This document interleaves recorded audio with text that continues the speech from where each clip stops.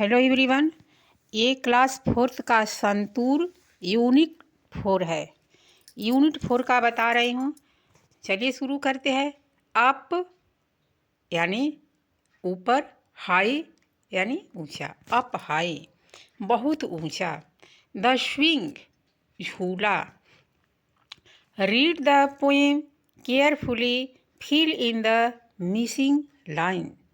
कविता को ध्यानपूर्वक पढ़े, रिक्त पंक्तियों को भरे। Till I look down on the garden green. जब तक मैं नीचे हरे भरे बागीचे को नहीं देखता। Down on the roof show brown, ये आपको भरना था यहाँ। Up in the air I go flying again. भरा है, मैं फिर से हवा में उड़ने लगता हूँ।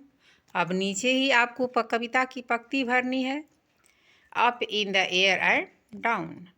आगे है, try reading the tongue twisters as fast as possible and repeat them several times. करा इन टंग ट्विटर्स को जितनी जल्दी हो सके पढ़ने की कोशिश करें और इन्हें कई बार दोहराए। टोंग ट्विटर्स बोलने में कठिन, यानी बोलने में जो कठिन शब्द है।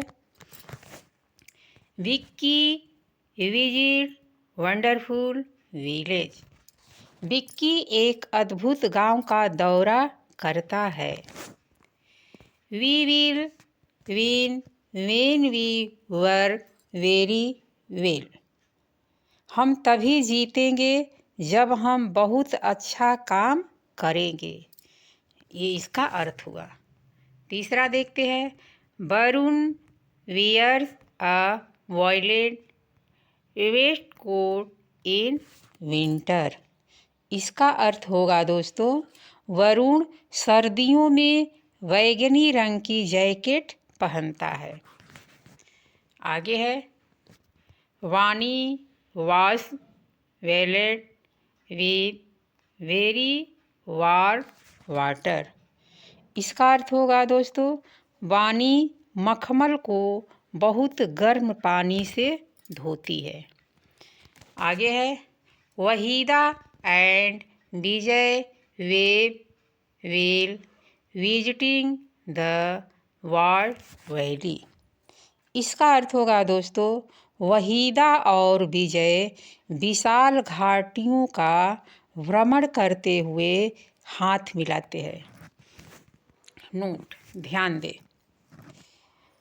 भी is pronounced by placing in the upper teeth on the bottom lip and make an O shape with your mouth while pronouncing W। ये इसका हिंदी हुआ कि भी का उच्चारण करने के लिए ऊपरी दांतों को निचले ओठ पर रखें और डब्लू का उच्चारण करते समय अपने मुख से ओ का आकार बनाए। इस तरह से क्यों बताया है दोस्तों? इसलिए बताया है कि जो आपका प्रोनाउंसिएशन होगा वो बिल्कुल सही होगा। यानी भी का उच्चारण जब भी करो, कहीं भी लिखा हो तो ऊपरी दांतों को निचले ओठ पर रखे।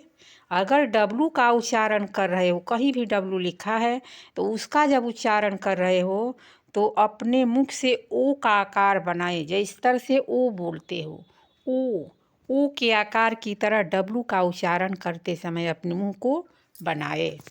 ये रहा इस तरह से उच्चारण।